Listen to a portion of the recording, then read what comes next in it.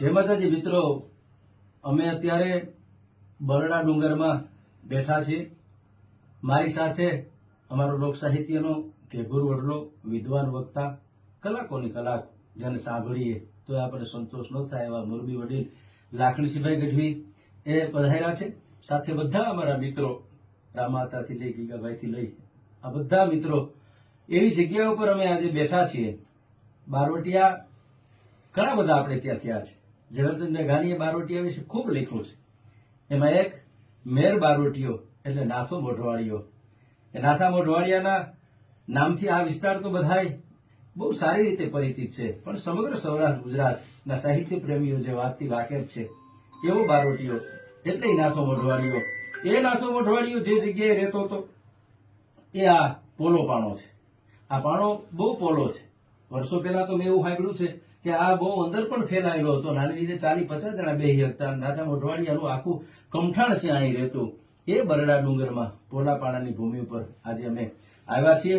એવો એક મર્દ દુઆમાં એમ કીધું છે કે ભક્ત દાતામાં ભલો અને તું સુરામાં સવાયો, પણ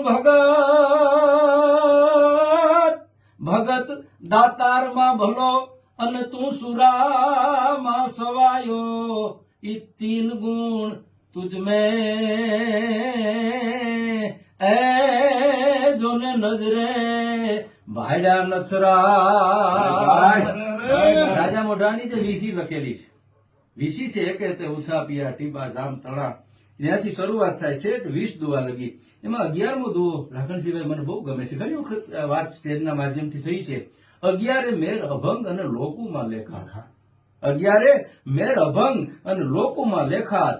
જન્મો નો હોત જગતમાં વંશમાં વાસ્યાંગ રાવુત. હે વાસ્યાંગના દીકરા, તું જો નો હોત તો મેર છે એની સુરવીરતા, એનું છત્રીપણું, એનો જે વટ છે એ બધો પૂરો થઈ જાત.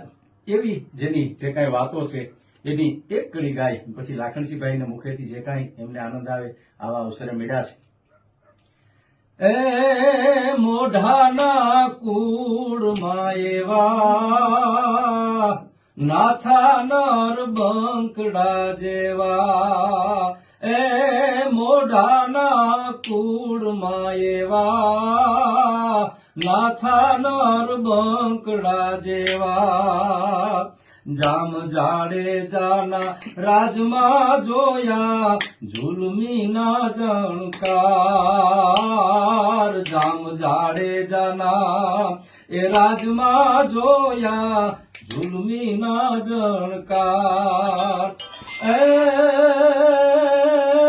તેથી ભેઠ બાંધી અને ભાઈડો ચડ્યો. તેથી ભેઠ બાંધી અને ભાઈડો ચડ્યો. એ બારવટે બિરદાર મોઢાના કુળમાં એવા નાથા નર બંકડા જેવા. બોલ નચરાજ ભગતની જય.